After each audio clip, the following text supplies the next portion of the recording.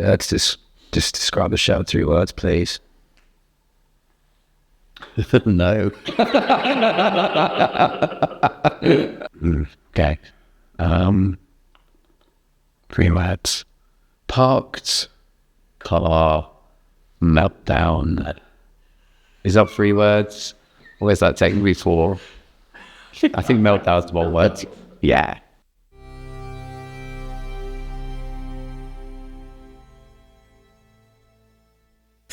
So Blind Spot, set in a car, or performed in a car, not just set in a car, performed in a car. 3 people in the audience in the back seat, 2 actors in the front, no audience participation. So if you do want to see this, you can get in the back and you don't have to worry that you're going to have any audience participation. It's a bit like eavesdropping on a conversation. The actors, you know, they're acting as if you're not there, but you are part of this experience. So we've already opened the show in Princess Hay Shopping Centre. We did that on Saturday, the 18th of May, as part of Mental Health Awareness Week.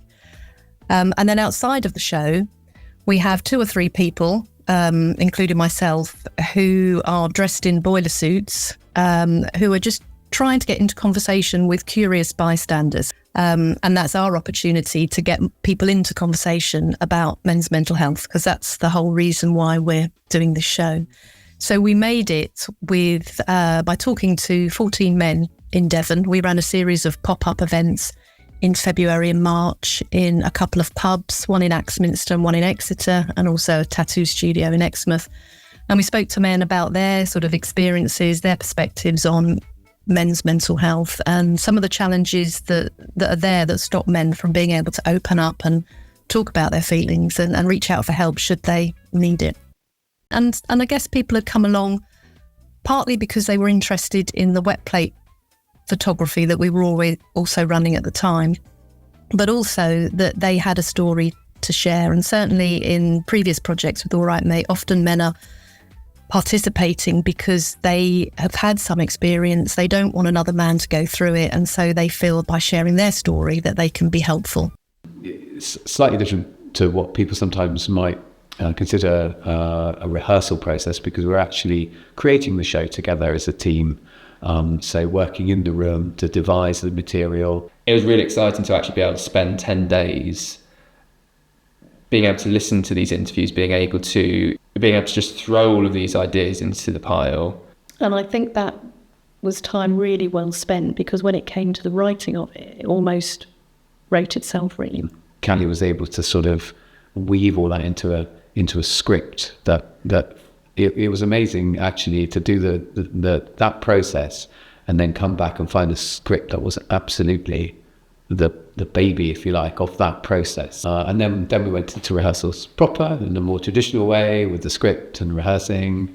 Although again, that's still a bit weird because you're doing some of it in a car. And obviously there's a wonderful frisson for a performer when you get someone in the car that's not the director and the writer for the first time, and you get to do the show for them and get a sense and a reaction from them. And then you can have a little bit of time, if you're previewing, as we did, to have tweaks and think about what works, what could work better. There's something about the fact that it takes place in the real world, in locations that, such as shopping centres or car parks or fields. There's a sense of not knowing what's part of the show and what's not. And I know a lot of the audience members have mentioned that they would see someone walking past the car and they would wonder, oh, is this another actor? Is this a character in the show? And I think that's what's quite exciting about it, is that every location brings something different to the performance.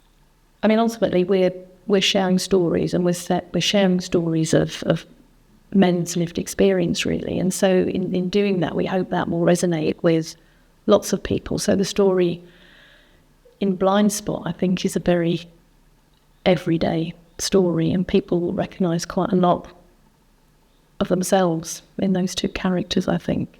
Within society, there has been for decades and decades and decades this kind of idea that, strong men means no talking about your feelings. The strongest thing that you can do is to ask for help. Then I think that is one of the messages of this show.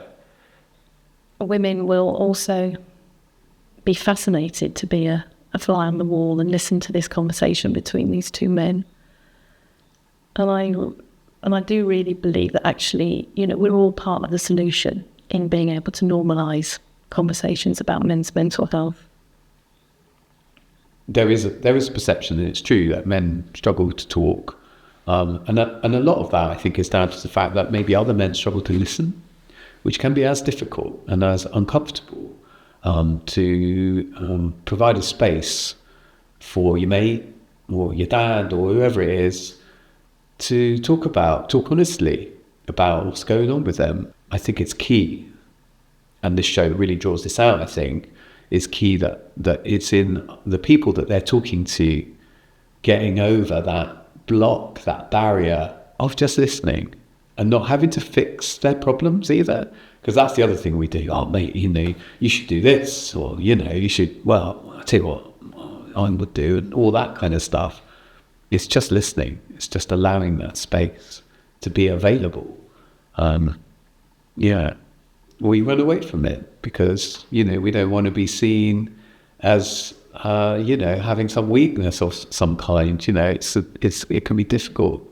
I think from our point of view as artists, we're trying to share those stories, lived experience, find innovative ways to engage with the public, to normalise men having conversations about their own and others' mental health. So the things that may be the triggers are those everyday things, you know, your ability to provide for your family or not, you know, the job that you can carry on working, or redundancy. I mean, all of these, I think, are huge stressors, and sometimes that can be the final straw for people. You could take it anywhere. You just need a car park. That's true. Yes. Yeah. And so some of them are in car parks. And also we can, as a creative team, we can travel in the car to the places where we're performing.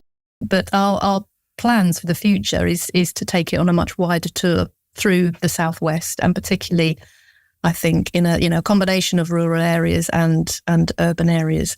People are really enjoying it. I think it's really funny, but it's powerful. It's also relatable on so many levels. And, you know, so we want as many people to see it as possible.